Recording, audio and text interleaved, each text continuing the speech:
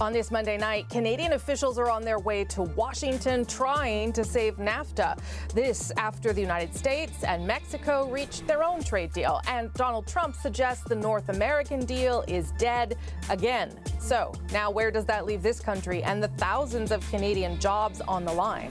Also tonight, with legal pot on the horizon, we discover an unexpected side effect of marijuana. Emergency room visits are spiking. And Sean Majumder speaks out about his dismissal from 22 Minutes, what it means for him and the show that's been running for a quarter century. This is The National.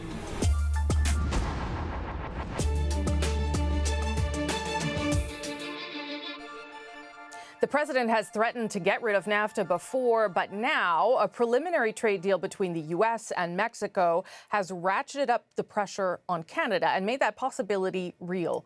The U.S. president says a trilateral arrangement is possible, but not without major concessions from Canada. Katie Simpson takes a look at that deal and what happens next. The president is on the phone. In a sign of how quickly it all came together. Okay. You can hook him up. You tell me when. Donald Trump hastily announced the breakthrough with Mexico's president joining in by speakerphone. We're going to call it the United States-Mexico Trade Agreement. We'll get rid of the name NAFTA. It has a bad connotation. Trump says he's ready to kill the original NAFTA in favor of this new deal, and it will be up to Canada to join that pact. If they'd like to negotiate fairly, we'll do that. You know, they have tariffs of almost 300% on some of our dairy products, so we can't have that. We're not going to stand for that. I think with Canada, frankly, the easiest thing we can do is to tariff their cars coming in. The preliminary agreement changes rules for the auto sector, mostly by raising wage and labor standards in Mexico. Nearly half of all vehicle content would have to be built by workers earning at least $16 an hour, and 75% of that would need to be built in either the U.S. or Mexico. The U.S. is also compromising on the sunset clause, replacing the deal-killing provision with a review. Canada will resume negotiations tomorrow when Minister Freeland returns to Washington.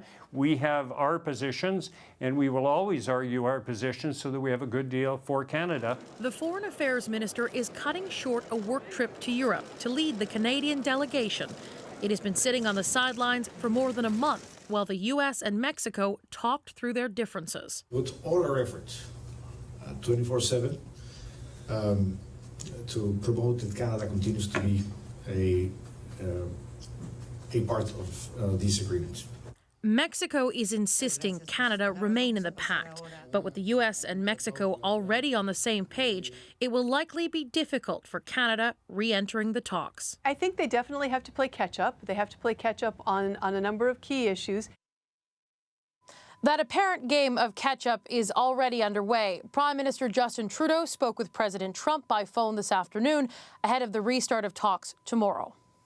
Okay, so both Mexico and the U.S. are pushing to try and get a preliminary three-way deal done by Friday, which seems fast to me. What are the chances of that, Katie? It's going to take a lot of work, Rosie. Canada right now has two real sticking points. One is the sunset clause, and we already know there's been some compromise there. The other is Canada wants a strong dispute resolution system, and it's unclear where that stands right now. But one other thing that's important to remember here is that Canada said it was sitting on the sidelines for the last 5 weeks because the U.S. and Mexico were working out bilateral issues. Clearly, these discussions have been far more broad, so Canada could be in for even more surprises when those formal talks get back underway with Canada again tomorrow.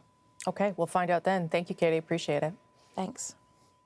Keep in mind the deal with Mexico isn't done yet, but during the announcement, Trump didn't really frame it that way. So let's take a closer look at some of the claims the president made from the Oval Office.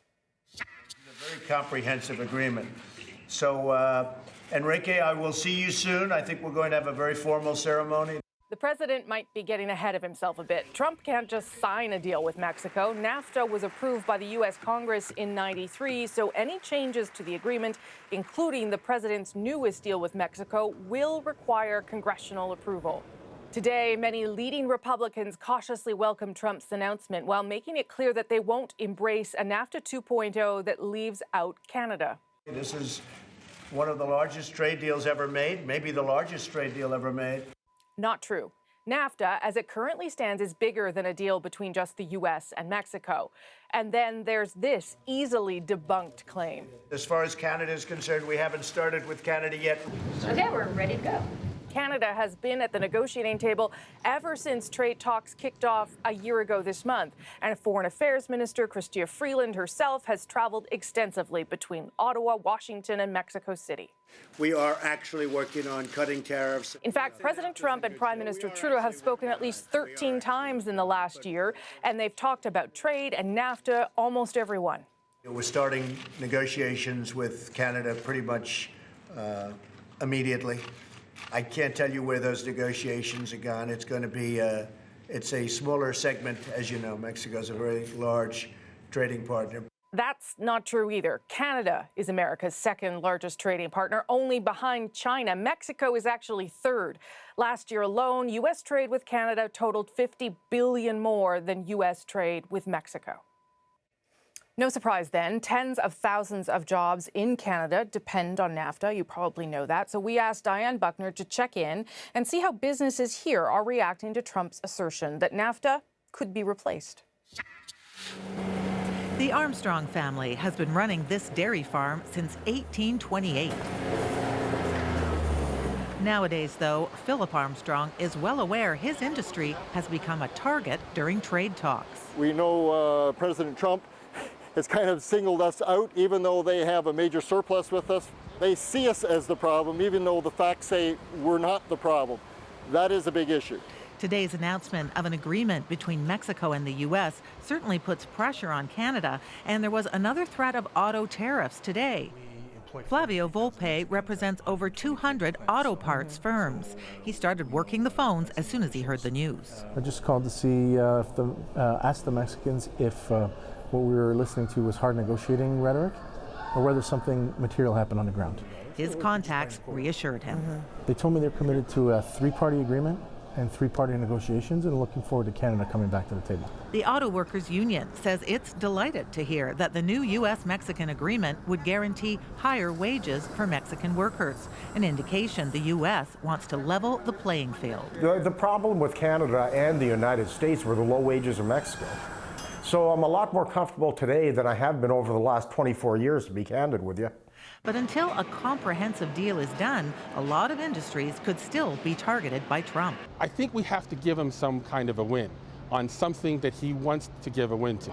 This trade lawyer says a sacrifice will have to be made somewhere. Canada has to find something to give Trump, right? And that's hard. The Mexicans have obviously swallowed hard to give him something on labor. At the Armstrong family farm, we are very concerned that we could be used as a bargaining chip. We've had 6 generations. My son has a young 1-year-old now, and we hope the opportunity is there so that in the future that he can continue to dairy farm and to farm in this community. Canadian negotiators did give away 3% of the dairy market to get the Trans-Pacific Partnership trade deal done. Dairy farmers hope they don't have to take the brunt again. Diane Buckner, CBC News, Brampton, Ontario. Here's what else we're working on tonight on The National. Just weeks before pot is legalized, new numbers reveal a spike in Canadians turning up in the ER. Why edibles might be to blame. Plus, Sean Majumder is speaking out about why he's leaving 22 Minutes and says it wasn't his decision. But first, the American flag and the thorn in Trump's side that just wouldn't go away. The White House faced biting criticism for raising that flag this morning, less than 2 days after the death of John McCain. He was a man regarded by many as an American hero, but President Donald Trump came under personal attack for his response, or lack of it. The condemnation was relentless, and as Keith Bogue reports, appears to have struck a nerve. Through most of the day, the White House flew the Stars and Stripes as usual, while elsewhere in the Capitol and across the country, flags were at half-mast. Mr. President, do you have any thoughts on John McCain? Thank you. Trump refused to say a word about John McCain when asked to at 3 different photo opportunities throughout the day. Mr. President, any thoughts on John McCain, sir? Thank you. The disparagement of McCain has a long history. In 2015, Trump dismissed the Vietnam War veteran's heroic reputation as undeserved. He's not a war hero. He's a war hero. He's a war hero. 5.5 years. He's a war hero because he was captured. I like people that weren't captured, okay? I hate to tell you. When McCain cast the deciding vote against the repeal of Obamacare last year, the president's belittling of him became an obsession. And except for one senator who came into a room at 3 o'clock in the morning and went like that, we would have had health care too. We would have had health care too. But in a farewell letter read by his former campaign strategist, McCain seemed to fire back to directly address Trump's America. We weaken our greatness when we confuse our patriotism with tribal rivalries that have sown resentment and hatred and violence in all the corners of the globe. We weaken it when we hide behind walls rather than tear them down. Trump's refusal to acknowledge McCain's service to country only made him an easier target for his political enemies. And particularly at a time like this, losing a hero, you ought to be appreciative, you ought to be humble, you ought to be trying to bring the nation together instead of dividing us. Suddenly there were signs Trump had been chastened by the onslaught of criticism. His daughter Ivanka spoke of McCain as an American patriot who served our country with distinction for more than 6 decades. Just before 4 o'clock this afternoon, the president capitulated. The flag came down, and Trump allowed the release of a statement his staff had crafted on the weekend. Despite our differences on politics and policy, it said, "I respect John McCain's service to our country." Keith Bogue, CBC News, Washington. Now, Trump's change of heart aside, John McCain did have one more message for the president. He's asked specifically that Trump not take part in his funeral. Vice President Mike Pence will be there instead. McCain's body will lie in state in the Arizona Capitol on Wednesday. Then he'll be taken to Washington to lie in state in the U.S. Capitol building on Friday, with a memorial service taking place on Saturday at Washington's National Cathedral before McCain is finally laid to rest Sunday in the Naval Academy Cemetery in Annapolis, Maryland. Now, it's only after that the decision about who fills McCain's Senate seat will happen. And the man who has to make that call, Arizona's Republican Governor Doug Ducey. Whoever he chooses will serve at least 2 years in office until the election in 2020. And there's no shortage of candidates. Former lawmakers, state officials, even McCain's widow, Cindy McCain, has been mentioned. One of the big questions Ducey will have to grapple with is whether to choose someone with the same mindset, the same kind of independence McCain was famous for, or does he choose someone who will more consistently back Trump? It's a critical choice because Republicans have a narrow 51-49 majority in the Senate, and it's about to decide whether to confirm Trump's nominee for the Supreme Court, which is another choice that will have consequences for years. To a looming political issue on this side of the border, with legal pot due in just over 7 weeks, CBC News has uncovered a disturbing trend. Emergency room visits are on the rise from marijuana overdoses. Katie Nicholson shows us how one form of the drug is causing problems, and spoiler alert, it doesn't mix well with booze. After 15 years pulling pints at this blues bar, Neil McIntosh thought he knew what to expect from this usually older crowd.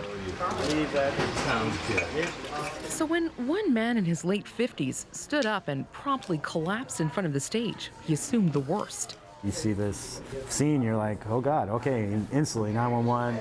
Turns out it wasn't a heart attack or a stroke.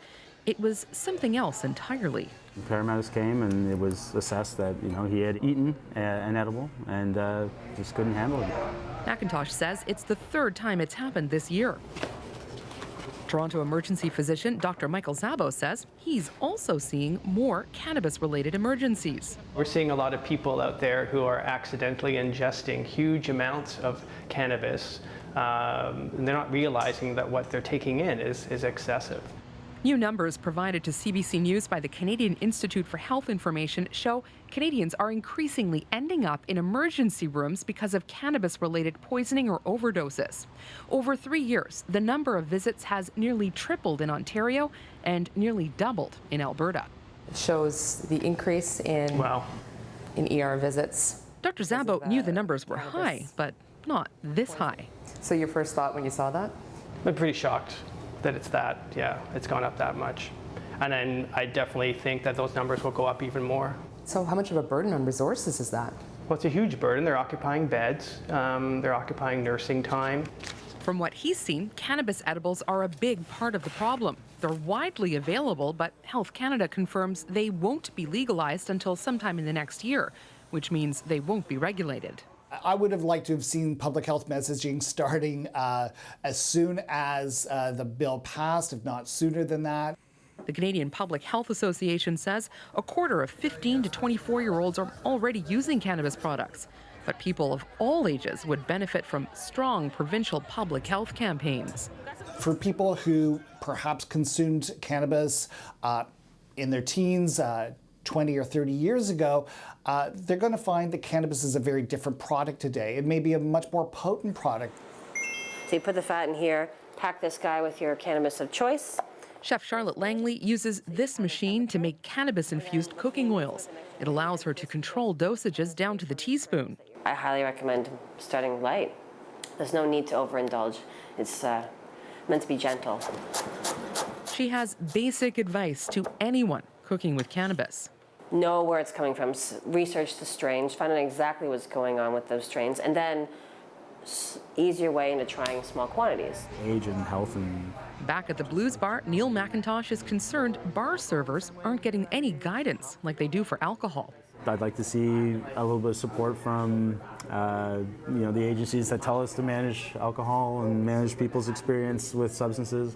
I'd like to see them reiterate that there's a responsibility of the patron to take care of themselves. Until then, he fears people are going to learn the hard way, like the man who collapsed in front of the band that night. So, Katie, what are we looking for? What are these symptoms of cannabis poisoning? Well, they actually mimic a heart attack. So you're looking for rapid breathing, you're looking for elevated blood pressure and a rapid heart rate. In some cases, you're looking at vomiting. And then there's the psychological symptoms. You want to make sure that somebody is present, that they're not breaking with reality or that they're paranoid or exhibiting anxiety, because that's when someone could actually self-harm if they're very psychologically affected. Okay, so it's terrifying. What are you supposed to do if either you think you've overdosed or someone with you is overdosing? Well, Dr. Szabo says, make sure if you're going to take any of these products for the first time, tell people what you're doing and make sure somebody is watching you. And then make sure they're watching for those physical symptoms and those psychological symptoms that you're not going to harm yourself. If you start to exhibit these symptoms that are very serious, that's when you need to go to the hospital, especially if you have an underlying health condition, a heart condition where that rapid heartbeat and those other symptoms could actually end up in a heart attack situation. Okay. Katie Nicholson, thanks very much. You're welcome. And now let's get you up to speed on some of the other stories we're following tonight, starting with a damning report from UN investigators on the Rohingya crisis. The main perpetrator of the serious human rights violations is the Myanmar military. Responsibility starts at the top. We believe that these individuals must be investigated and prosecuted for the crimes committed in Myanmar. Gang rapes and mass killings of Rohingya Muslims. The UN team presenting evidence today say at least 10,000 people were killed in the brutal crackdown, and it's called out 6 senior military figures who it wants to put on trial for genocide and war crimes. The UN Security Council could refer the matter to the International Criminal Court, but for that to work, China needs to be on board, and in the past, it's backed Myanmar's government. That's the man accused of killing 4 people, including 2 police officers. Matthew Vincent Raymond made his first court appearance today in Fredericton, facing 4 counts of first-degree murder. His lawyer said today that Raymond plans to plead not guilty. The suspect clearly targeted other gamers who were in the back room of Chicago Pizza participating in this gaming tournament. And police speaking about yesterday's deadly shooting at a video game tournament in Florida. The motive for the attack is still unclear, but we're slowly learning more about the suspect, 24-year-old David Katz. According to the Associated Press, he was hospitalized in the past for mental illness. 2 people were killed in the shooting. Police say the gunman then killed himself. Still to come on The National, she is the first Canadian to win an LPGA title on home soil in 45 years. A little later, I talked to Brooke Henderson about how she fell in love with golf and the secret behind her grip. Plus, Colorado was the first U.S. state to legalize recreational cannabis. So why is the black market there still booming? We'll revisit its lessons for Canada. And Newfoundland comedian Sean Majumder is out at 22 minutes. Here's a guy at the peak of his comedy powers. There's very, very few Sean Majumders out there.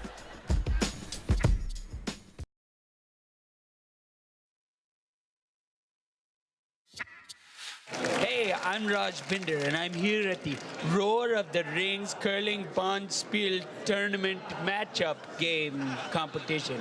And you know, I've covered so many things: football, hockey, Indonesian cobra fighting.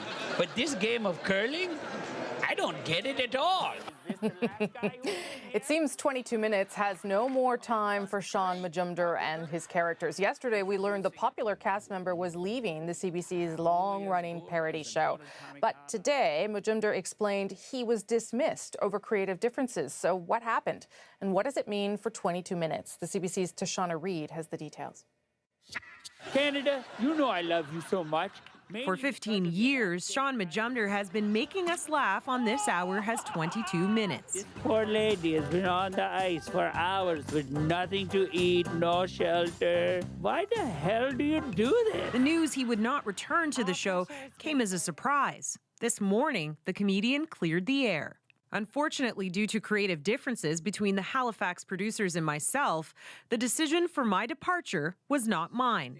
Majumder revealed he was left blindsided when he was let go in June. I'll be honest, it kind of came out of nowhere.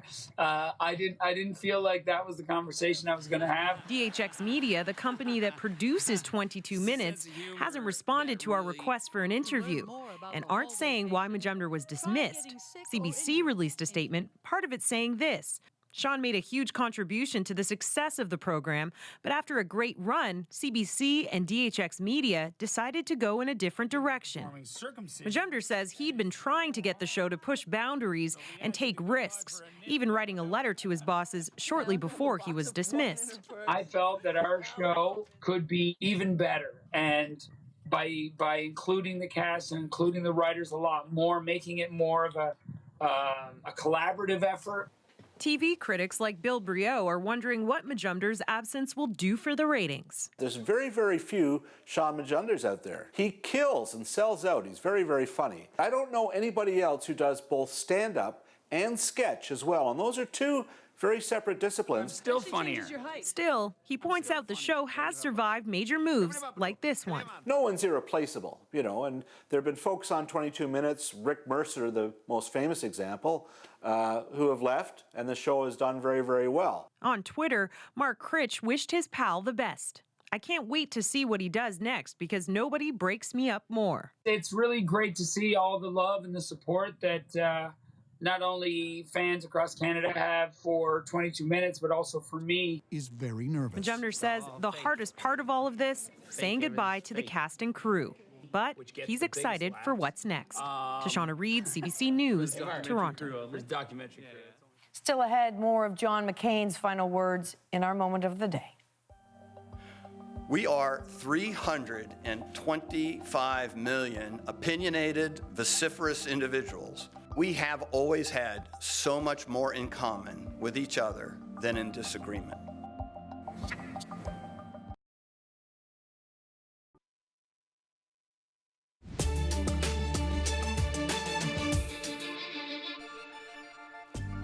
Tonight on The National, actor and Me Too leader Rose McGowan is trying to distance herself from another prominent member of the movement, Asia Argento. Argento herself is facing allegations, and in a statement, McGowan suggested she wasn't telling the truth when she denied having sex with actor Jimmy Bennett. He's accused Argento of sexually assaulting him when he was 17 and she was 37. In McGowan's statement, she called on Argento to be honest and to, quote, be the person you wish Harvey Weinstein could have been.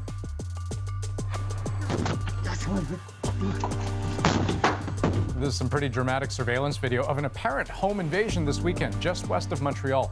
It was around 2 in the morning yesterday. A woman says she was startled awake to find 2 men in her house demanding money. Terrifying. There was 2 men dressed in black in hoods that were right there. One of them grabbed me by the throat and the other one came behind me and grabbed me by the hair, and then they dragged me. After being pinned to the ground, she says she convinced the men to let her get up to get her wallet. She then made a run for the door and flagged down a car on the street. When police arrived, the thieves were gone. An investigation is underway. And a judge has sided with Tesla in its case against the Ontario government. Tesla had accused the Ontario PCs of discriminating against them when the government canceled its electric vehicle rebate program. The problem, they argued, was that other car companies were part of a transition program which allowed customers to still get rebates for a certain period of time, but Tesla was left out. The government says it'll make a decision in the coming days on how to proceed.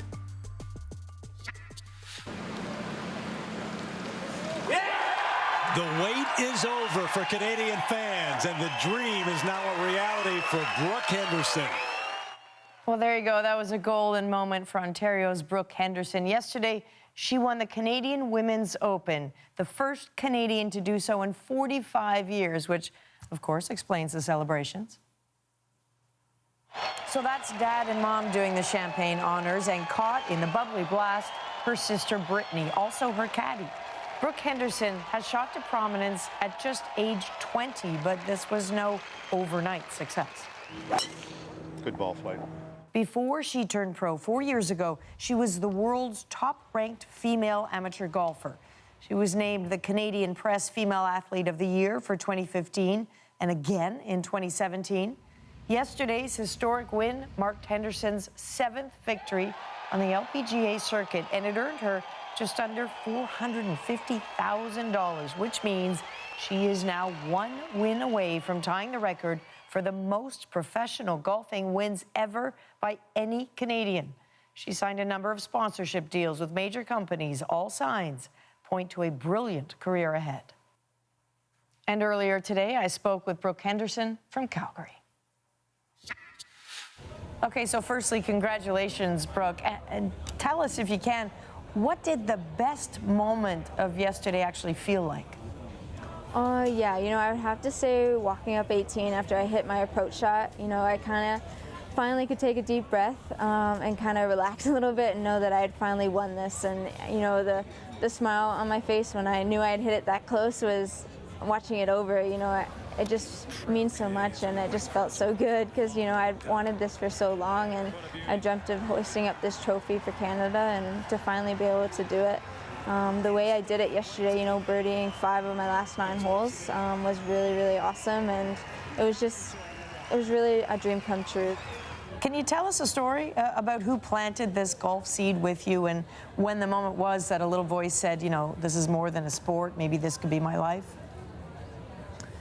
Yeah, I'm very fortunate to, growing up, my sister played golf and my dad was always hanging out with her, so I thought it was really fun, and I just loved being out on the golf course with them for hours. And, just growing up like that, we've it's like a family tradition almost, just to go out and play a round of golf, and, to have my dad still as my coach and my sister as my caddy, and my mom, my #1 supporter, always there cheering me on. And it's just they made it really fun for me to enjoy the game, and then I grew to love it. And, when I was 14, I won a pro event in Quebec and earned an exemption into the Canadian Women's Open. And as a 14-year-old, playing against the best players in the world on Canada's biggest stage, it was a really eye-opening experience. And I feel like there I kind of learned that if I continued to work hard and continued on the path that I was on, maybe I could turn pro and play on the LPGA Tour as a living. I think the thing is, most young athletes dream of a huge scholarship, and you got one, but you said no to it. Why was it so important for you to lobby to go pro at that point? Oh, yeah, I loved the University of Florida, and I was able to commit to them when I was just 16 years old, so it was really cool. And, when I was in grade 8, I painted my whole room orange, green, and blue because I was just such a huge Gator fan. And, then it just came to the point where I was the #1 amateur in the world, and I felt like there was nowhere else I could really go in the amateur world, and I needed to go pro to continue to push myself and get to the next level. Brooke, we have lots of people in the office who are total golf fans, and they all said, ask her about the grip. Why does Brooke Henderson choke up on that grip so much, and how many coaches have tried to say, you know, cut it out? Yeah, for sure. A lot have tried to change it for sure, but it's just something that I started doing when I was really young, that 3 or 4-year-old little girl that was trying to learn how to play golf. I just did it, and nobody really changed it. Same with my swing, you know, it hasn't really changed that much since I was that young little girl. It's just kind of slowly got more consistent and a little bit stronger, but you know, that grip, it worked. It's a lot more accurate for me. I've tried to lengthen it out a little bit, but you know, I'm very accurate with it, consistent, and it feels good. So I feel like that's all that really matters. So over this weekend, Bryson DeChambeau picked up, let's have a look at this, $1.6 million. Perfection really here at the Northern Trust, taking the title. Bryson DeChambeau by 4. So your win, Brooke, less than that, but still huge. What's it going to take, though, for the women's game to get the attention and the sponsorship of the men's game? I mean, that's a good question, and people are always asking that. I feel like the LPGA is doing a great job, and the women's game is continuing to grow every single year, and it's getting stronger. You know, the LPGA, I feel like it's the strongest it has ever really been. You know, players from all over the world are coming out and competing, and we're all pushing each other to be better, and I feel like it's probably going to be a slow process, but we're getting there. You just got to kind of stay patient and keep trying to push the limits. I guess one last thing, what should we be looking out for the next time we see you play? Well, I'm hopefully just finish the season off really strong. Maybe another win before it's over. That would be amazing. But, you know, I feel like my main goal now is to race to the CME Globe, which I moved up quite a bit in that. But as long as I'm in the top 6 come November, I have a chance to win $1 million. So that would be pretty fun. Brooke, thanks very much. Cool, thank you. So Henderson's next big win could come sooner than you might think. She's playing this weekend at the Portland Classic in Oregon, a tournament she won in 2015 and 2016. And now we all feel like big underachievers. It could still be a while before Cape Breton family will want to sit down together for dinner. The woman suing her nephew over a Chase the Ace jackpot was in court today. Remember this pair? Last month, Barb Reddick and her nephew, Tyrone McInnes, split the $1.2 million jackpot. She says she paid for the ticket but asked him to buy it, even getting him to put his name on the ticket for good luck. And there's the rub. Chase the Ace winners is going to court. I'm taking him to court. It was my ticket. Reddick says she never agreed to split the winnings. I bought the ticket. And now he's trying to lie and say I said split. I said split with the 50-50. Today, a judge ruled McInnes cannot spend his half of the jackpot until the case is resolved. Reddick is free to spend hers. And outside the court, last month's anger seemed replaced by sadness. You broke my heart. Yeah. The court set a settlement conference for next month.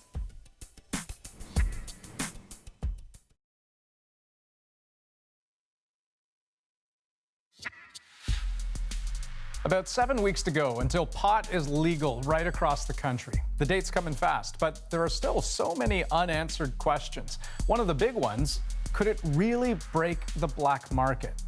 Well, for a lesson or two, Briar Stewart headed to Colorado this past spring because it was one of the first states down south to go legal. Yet all this time later, 4 years on, it's the center of a drug war. You good? Are you loaded in that 37? No, I'm loaded there. I'm going to load the single shot. I appreciate you guys all coming out for the briefing. Please give your full attention to all of us here. What's up? For the Sheriff's Office in Teller County, Colorado, this is number 8. So I'll just follow you to that corner when you're good to go? Yep. The 8th time this heavily armed convoy has moved in on a suspected illegal grow operation.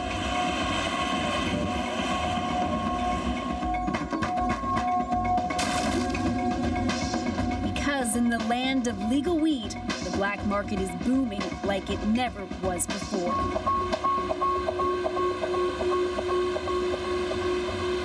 The biggest pot bust in state history. Hundreds of pounds of pot confiscated during that raid. This was an apparent illegal grow operation with dozens and dozens of plants. And most of that illegal pot is being grown by highly organized criminal rings and smuggled out of state. Yeah, it's quite nice. It's really tucked away back here. Nice homes, good people, and then right in the mix, you're going to find a cartel operation. Sheriff Jason Mikesell thought he was done with his days in law enforcement, but says he came out of retirement. And that's really what we're trying to get after, is that darkness. When he saw just how much marijuana ended up in his rural community after legalization. It was really billed in the beginning as it's a medical piece. It's here to help people. It's going to bring in a lot of tax money, and it was going to stop the illegal black market trade of marijuana. And what's happened? What we've seen, Briar, is now that illegal black market is so large that it's on every street corner. It's in every community. All right, starting again. Sometimes it's hidden in plain sight. In this never-before-shared video, an agent with the Federal Drug Enforcement Administration goes from room to room in a warehouse in Denver that's brimming with marijuana plants, all of them grown under the guise of a legitimate medical marijuana facility. There were official-looking clipboards and schedules, but tucked away, a bulletproof vest. This is one of 13 warehouses that was part of this operation, and the group behind it was earning more than $1 million each month. All of that pot was being driven and flown out of state in a private plane. When police moved in, they arrested 32 people. Colorado has basically become the marijuana capital of the United States, where you find drug trafficking organizations moving here from all over the country, setting up shop in Colorado, and then sending black market marijuana back to their home states where they can sell it at incredible profit. DEA agent Paul Roach says they've been able to do that by exploiting Colorado's laws. When the state opened the door to legal pot in 2012, it introduced generous rules for growing your own, and many are. The Denver police estimate that in the city, marijuana is grown in 1 in 10 homes. The rules allowed each person to grow up to 6 plants, and they could pool them together in large co-ops. Medical patients could grow up to 99. The rules made it hard for authorities to crack down on those growing and selling it illegally. We're finding many organizations are setting up shop in federal lands, in national park lands and federal lands, and they're setting up vast marijuana grows. We find many of these, but who knows how many we're not finding. And not all of that pot is being shipped out of Colorado. Even in a state where there are more dispensaries than McDonald's and Starbucks combined, a cannabis consumers group estimates that as many as 50% of users are doing their shopping elsewhere. Some of those local sellers have moved online into the murky world of internet marijuana sales, where they promise lower prices and anonymity. We contacted more than 60 people who were selling marijuana online in Colorado. Now, most of them didn't get back to us. Some of them did, but said they'd only talk to us if we agreed to pay them, which of course we don't do. But there were a few, however, who decided to share with us just how they operate in the black market here. This seller wouldn't do an interview, but had no problem sending us a video showing off his stash, even showing his face. Others were more careful, saying they would only talk if we didn't identify them. This is G4. It's a sativa hybrid. So this father of 2 runs a delivery service. In the world of illegal weed, you could call it skip the dispensary. You know, just like your pizza, I guarantee you less than an hour. I've had nurses that that contact me via the internet, and they are looking to purchase and have a delivery brought to their home or their office or wherever they feel comfortable, just like you would have your groceries or anything else readily accessible for you. Some of those people include truckers. On a day when he's going full out, he can make between $400 and $500. On a good day that I've ran all day. I mean, there's been times where I didn't sleep. You know, my phone's right by my ear. It rings and I'm up. But he says he turns down business if he's suspicious of the would-be buyer. Given that what you're doing is illegal, I mean, how concerned are you about police and investigators? I'm quite concerned about it. There's risk of cops, but I've had people sit right there in your seat where you're at with the gun to my head, you know? It's a risk. It's definitely a risk. Because you never know just who you're dealing with. I'm not going to allow these organizations to destroy my community. Remember Sheriff Mike Sell? Well, he had an SUV that he wanted to sell, so in December, he posted it on Craigslist, and he got an offer, 4 pounds of pot. Yeah. Oh, this is my friend. I'm sorry, man. He drove me here just in case the deal goes. Then he's going to give me a ride home. My bad. I should have said that. The deal's going to go. You're going to right on. When the buyer showed up to make the sale, officers were waiting for them with cameras rolling. They were both charged with distribution of marijuana. That was a very interesting case for us. It really opened up an understanding of how big this market is. Using it for currency. Using it as currency. So it's the new cash. In Teller County, officials have banned recreational dispensaries, but illegal pot is still everywhere, along with a slew of trashed rental homes and weapons that the cartels have also brought in. Never would we have thought that we would have this issue going on in our community. Sheriff Mike Sell warns other jurisdictions not to legalize, but if they choose to go down that road, he says, they must learn from Colorado's mistakes. Make sure that you have all your laws in place before you force it in.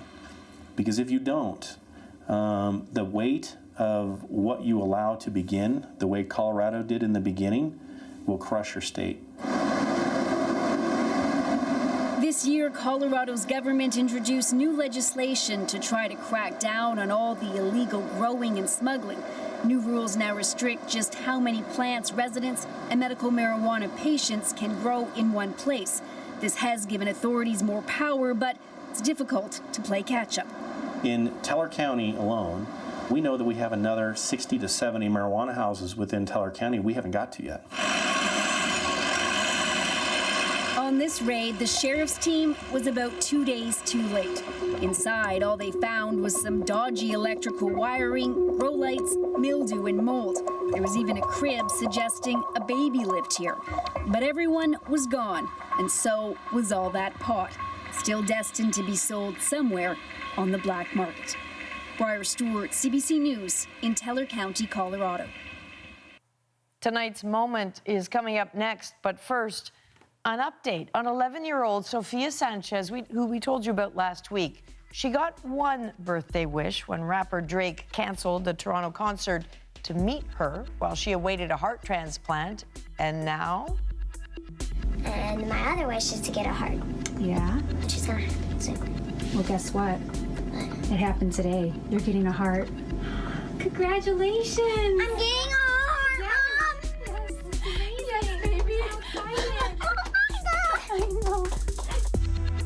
So the transplant took place this morning, and after a 9-hour operation, the Chicago hospital says it went very well. Sophia is now back in her room, recovering.